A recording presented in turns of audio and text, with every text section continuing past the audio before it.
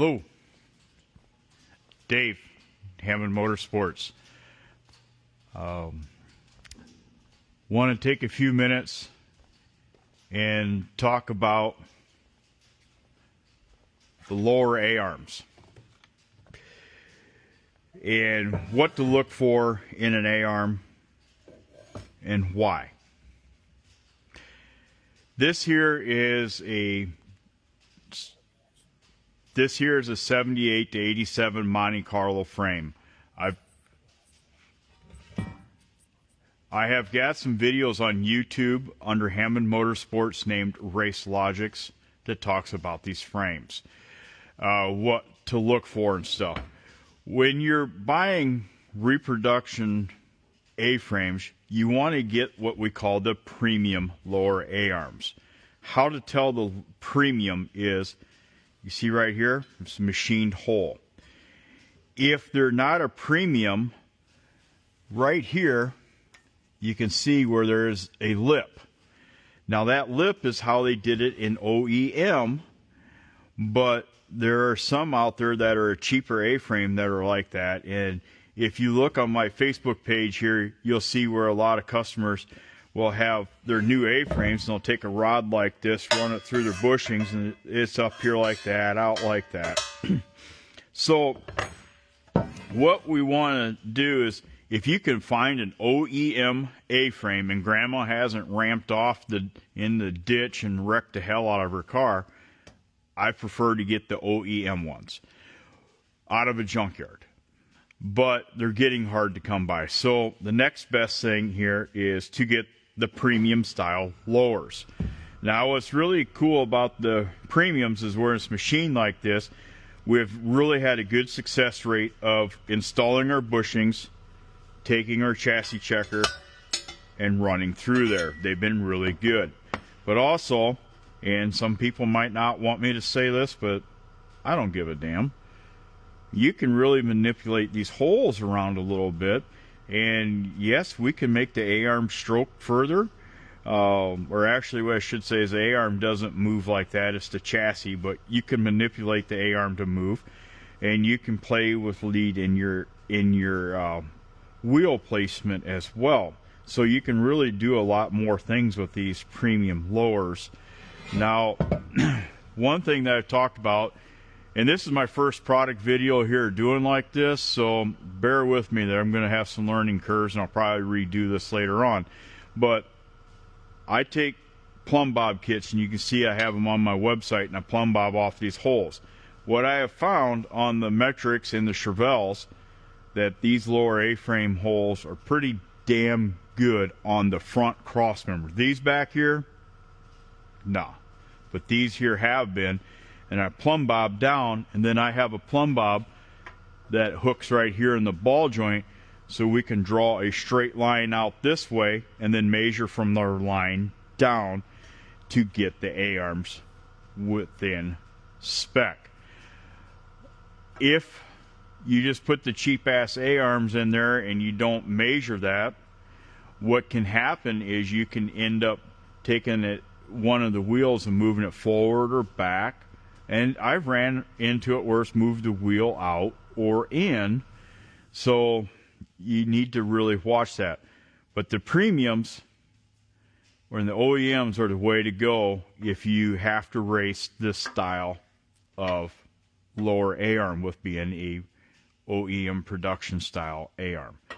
So when you do that, you'll want, like I say, plumb bob off of here. And if you do it, be careful if you don't have my plumb bob kits. I designed my kits so they grab the bolt so it's consistent, because if you hold the string here versus there, now you can make your line crook like that pretty damn easy.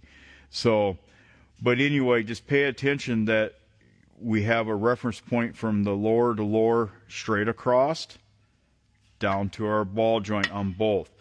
And I want to have no more than an 1/8 inch maximum difference between one to the other. So I really like to get it square. Now, another thing too with these chassis checkers, what I like to do is I'll drop these in through the chassis to make sure they're square as well. And you can see on these videos that I did of this that, and I forget the exact degree, so don't bust my balls for this, but I want to say this is supposed to be 24-degree angle off of here.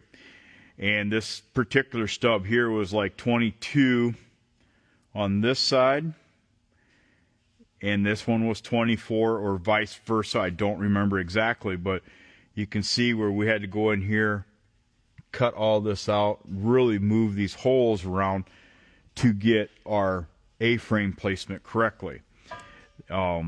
Just remember this: if the right front A-frame is ahead of the left front and the rear end is square in the race car, that will create a loose condition. If the A-frame is behind the right side versus the left, rear end is straight in the car, that will make for a tight condition. So that's where I preach wheel placement. You got to know that first, and that's why I make my setup plates, caster camber gauges, plumb bob kits, because you can throw shocks and springs at it all day long, but if you don't know where your wheel placement is, you're just wasting money and taking a shot in the dark. Now, that's something there to really look at.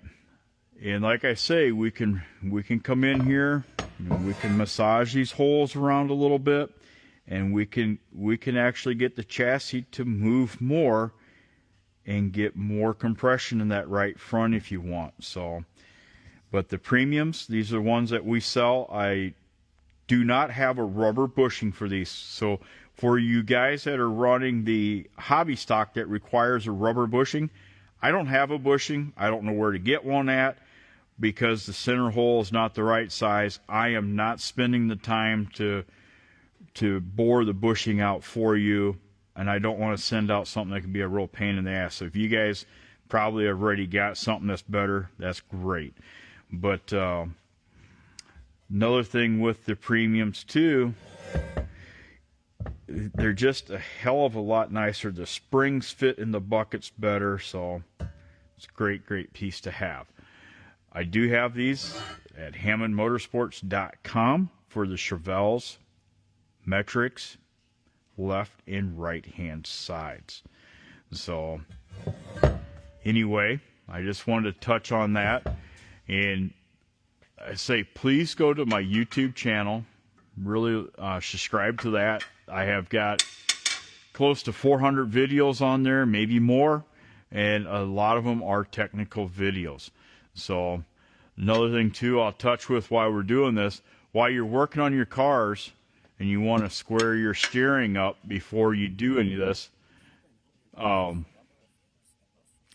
let me check this comment here first before I get into that.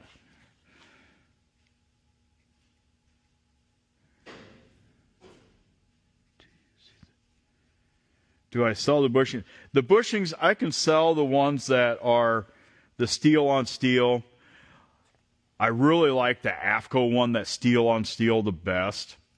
I'm not a fan of the steel on nylon and then steel. I don't like that one as well. But I'm really a big fan of that AFCO steel on steel and keep it greased. And that nylon one's just something else to wear out. So, but when you get into these cars and we want to start squaring, this is for any GM front steer car. Front steer being the steering is on the front side of the A-arms. Rear steer cars, obviously the box would be back here. That is like in your old Novas, Camaros, Torinos, things like that. But what I like to do, and you can see up here how the frame is off. Well, I had to put a tremendous amount of washers in there because this frame horn's kicked over. So what you want to do first is get a measurement from here to here, and you want to make sure that that is the same as your drag link.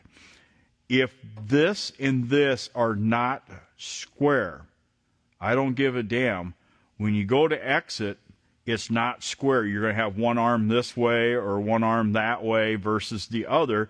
And when you turn the wheel, that's not going to keep the drag link in the same plane and can create ackerman in the car, which you don't want.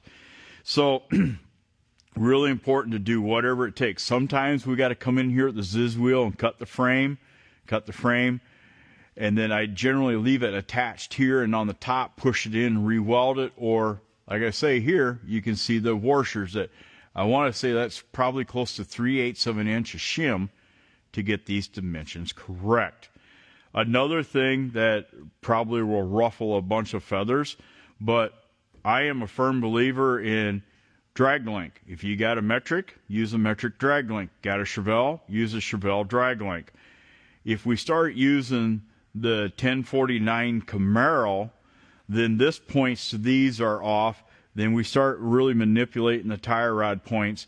And if you start bump steering the car with my setup plates, actually the way the car works, you'll see that the bump steer is not as good. If you do the bump steer and you get the floor jack and you're lifting the A-arm up and down like this, it'll show us good, but remember the tires don't do this shit. It's the frame goes up and down, not out here. So, but anyway, back to the deal. We got our measurement, square, and then here, and get our X to get it. Then I leave the tire rods loose, and I work off my chassis center line. I lock my steering box down, and I have my chassis center lines, and I come out beyond the car. And actually, my main photo on Facebook, Hammond Motorsports page, you can see the squaring, how I'm doing that, is I got sheetrock square. So I draw a line out, lay a sheetrock square, and run it down. Important. If you got a turnt stub car, cannot square off of here to do toe per wheel. You got to find another point on the car that is square. But if the stub is on straight, it's the best way to do it. And how to tell that is you draw your line out and you have your sheetrock square going down the side of the car. If it looks like it's going straight down the side of the car, it's good. If it's running towards the left rear tire, then generally the right front is forward. If it's running away, then the left front's forward. So that's just some points. And there are some chassis manufacturers that put turnt stub cars out there. You must contact your chassis manufacturer to see where they are. Maybe a 4-bar plate, maybe a mid-plate, fuel cell rack, something. But if it's a turnt stub car, do not set toe off of how I'm describing. But what I like to do on a square stub, plumb bob the line off of here, break my 90. My tire rods are disconnected, my steering is locked, and then I set my toe. I like left toe, zero toe right, but that's driver preference. There's no right, no wrong. It's driver preference only. But you set your wheel, and now you make your tire rod adjust. Away you go. So anyway, that's just a few things that I wanted to talk about on here. So I'm going to look at some of these comments here and see. Bear with me for a moment. Let's see. How about the one? Bear with me for a moment here. Okay, Gary, are you talking about the bearings in here, the monoballs? Now, monoballs are really badass, but you still have to have everything straight. And some people think that if you can run a monoball in here and if it's off a little bit, it's fine. Well, no, it's not fine. You still have to have your true center line in there.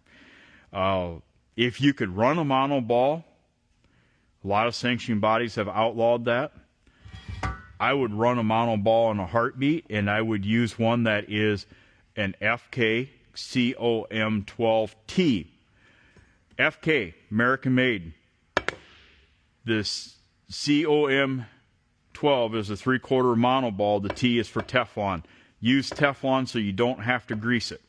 Put grease on it, dirt collects grease, binds up, makes a hell of a mess. Let me see here, this next one. Just bear with me for a moment. The right front is further back than the left front, makes it tighter.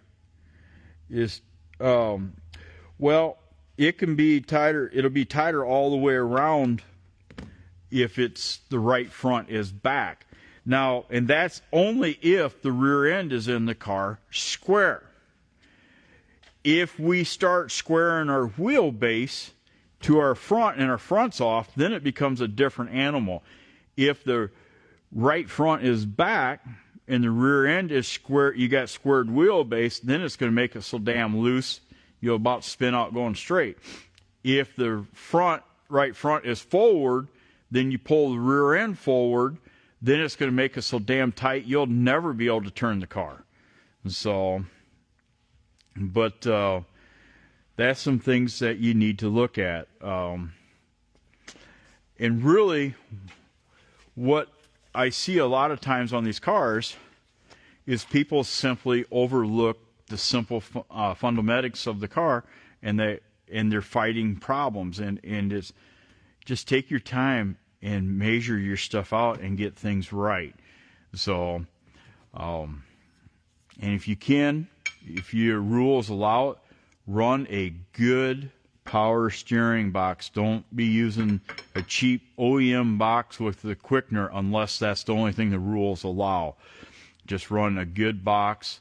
And we've got all these components here at HammondMotorsports.com, and we can get you taken care of. If you got technical questions about the stuff, you can always call in, and if I'm not available, my staff will take your name and number, and I'll try to call you back. Just understand sometimes I get a tremendous amount of phone calls, and it's a real pain in the ass for me to get back, but I will.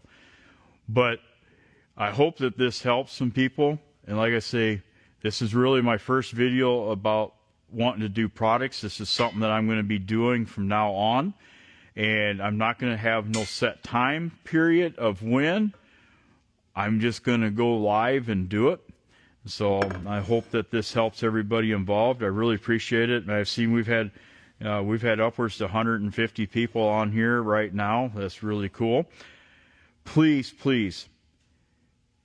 make sure to like and follow my page. Share this content that we're putting out there. I'd really appreciate that. So, and I'm really excited that I've got this new camera system here that allows me to be hands-free, so that way I can help demonstrate. Before I'd be holding the phone and I'd drop it and all hell breaks loose. But I hope that really helps there. Let me see this other comment here.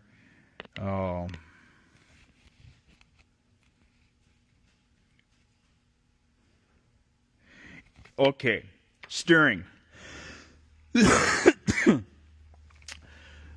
Any quality aftermarket box, they're good. Like, I have been on the Sweet box my entire career. I shouldn't, let me restate that. I'm sorry I said that. I've been on Sweet boxes damn near my entire career. Obviously not when I started in the early 90s, but when I got down to North Carolina, I got on them. And then I really like it.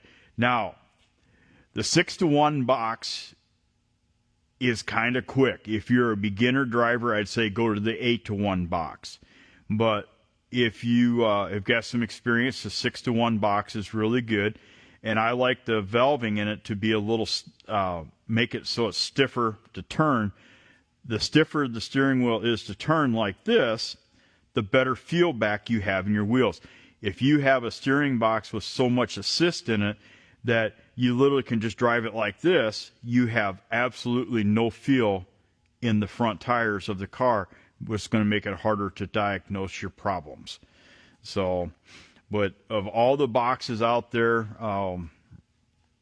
if it's aftermarket, it'll work just fine. So, and just make sure to run a really good power steering pump. The Cody down there at KSC can really take care of you. I've used anybody's pumps I've had really good luck with, but that's just something there. And make sure that if you have a power steering pump and that it's block mounted, I prefer non-serpentine on that because they do like to slip a little bit. If you want to run that, put it on HTD belt, which is like what we use in the dry sump where it's got the cogs in it. But really, the power steering, if it's front mount, should be, in my opinion, a V-belt. But If it is a serpentine, then make sure you run a good tensioner in that system as well. I'm just really used to having all my pumps in the bell housing, and that just simplifies the hell out of things. And so let's see what else we got here. You've got any more questions, I'll stay on here just for a little bit. Bear with me here. I appreciate that, Tommy. Let's see. Sweet is a manufacturer of the steering boxes, yes. Any of them that we can get for you is just have a damn good box. And honestly, a good steering box will last you a long, long time. There's a lot of these boxes, let me get around here. They're called a 605 box. 605 box has got a snap ring right here versus the 4 bolts. That 605 box, I ran them in 2004. When I had my first Bob Pierce car, we had the 605 box. And it was such a shit box that I literally had to go to the racetrack every night with 3 steering boxes. And like when I ran at Charlotte Motor Speedway, I literally broke a box in hot laps, heat race, and feature that night without hitting a thing. But the racetrack was like running through a cornfield. It was pretty damn rough. But I don't recommend that 605 box. It's not worth the weight savings to the hassle. And then the 605 box, the Pitman shaft is a real pain in the ass. But this right here, just get you a good sweet box. This is an OEM or anybody that's aftermarket with a 4 bolt. Go cat go. So let me see if there's anything else on here. What's the mod tour got?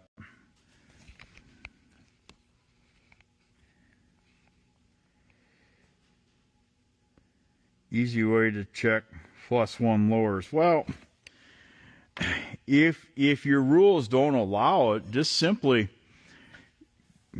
get a measuring point from the center line to here, and that's all there is to it. Is pretty basic. Let me see if I got it. I'm unprepared for this, but with me, you get what you get. Tape measure. But if you're wanting to see, you could also get a measurement from the center of the bushing out and have one for the front and the back. Where you're at down there, you got tubular A arms. Can I ask, without being a jackass, why not let +1 A-frames run?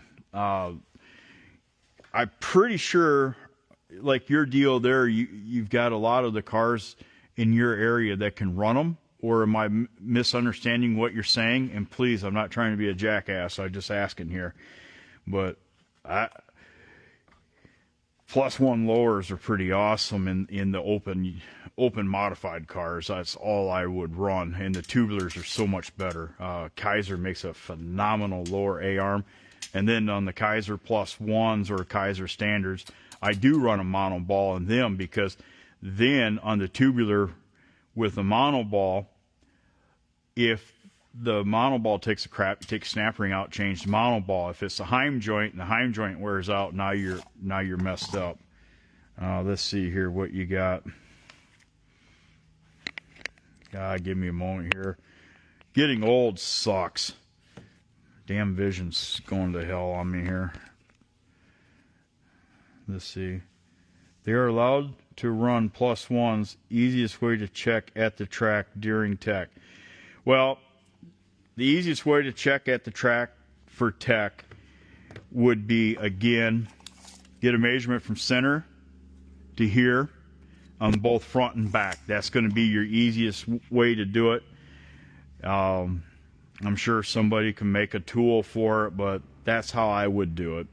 Is just have a measurement point from here to here, here to here, and call it good to go. So, and I hope that helps.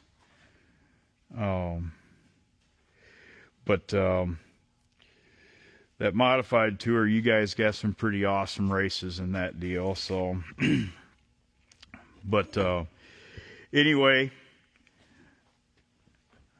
is there any other questions we got? And mod tour, did that help you? I hope so.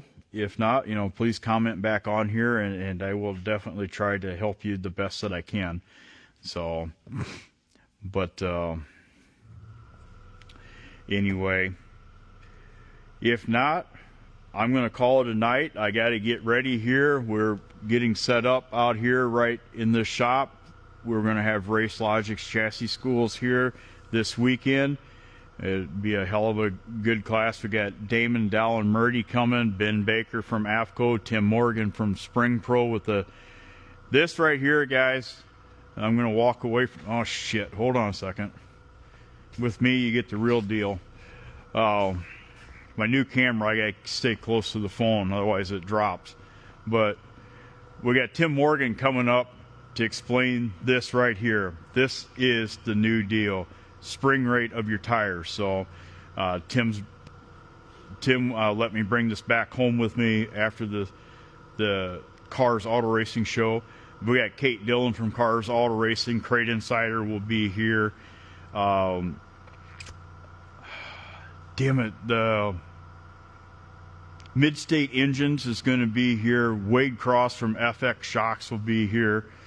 Obviously I'll be here. So we got a really good crew of people that will be here, and if I forget anybody, I'm sorry. That's not, just understand I screwed that up. So what drag link you use? What I use for drag links is I use what the stub is. Okay, I don't like that 1049 Camaro works perfect in a Camaro. I don't think none of this measures out correctly, and if you can go back and watch this, I'll talk about it. But your 1049 Camaro, this point right here is different than that point, and it makes the arms run crooked and just causes a bunch of headaches that you don't really need. So class, I don't know how much it is. Gosh dang, if I say it's $399, then I'm lying.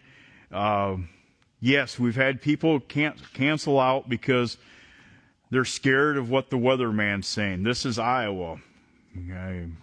This is what it is. I mean, it doesn't matter if we'd be anywhere this weekend. It looks like it's bad weather everywhere, but we've had some cancellations. Saturday, 8 a.m. is when it starts, and then it will go until like 5, 6 o'clock Saturday. We have a break for lunch, and then we have a Sunday to finish up with it. So if you're in the area and you can get here, get here. We'll get you in. It's that easy. So, because I know we've had some cancellations. We've actually had some people say their flights got canceled already. I'm like, Jesus criminy. So, it kind of sucks. Let's see here. What other questions we got here? We've got, everybody knows that the Jason Regal is on here. Do a video with the tire rater, explain how we can, that's coming. I'm going to have Tim Morgan do that so I don't do any misspeaking of that machine. I'm more than likely, I'm probably going to go live during that session. I do have to talk to Race Logics about that, so I'm not stepping on their toes. And if I can't go live, I'm going to see if I can't record it and put it out there. But I think we should do that part of the deal live, so that way we can show that. So, Gary, you're welcome. The +1 control arms just widens the race car out. So, I like to have a little wider race car. That's why I'm such a huge fan of Ford Trinos. Man, they're 64 inches wide.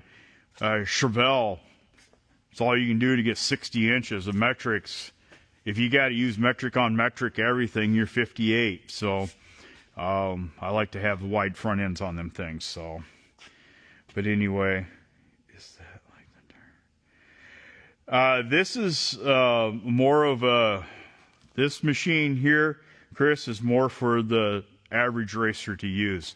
The ones that in the cup, like when I was down south and we would get ratings on the tires, that was some big ass machine that you'd have to have a rocket science engineer to do it. So this would just be a lot simpler machine. So, but anyway, I'm probably going to get off of here. Again, like I say, you want to get a hold of me? Right there. Call, website. And we've got this stuff in stock, ready to go. We've got the spindles, the IMCA racers. I've got your heavy-duty upper A arms because we can't build them. I've got all the spindles. Doesn't matter if it's the three-piece metric, three-piece pinto, or the standard pintos. We got them as well. So, but really appreciate everybody jumping on here. Like I say, please share this information. Follow my page. And I thank you all, and have a great day. Take care.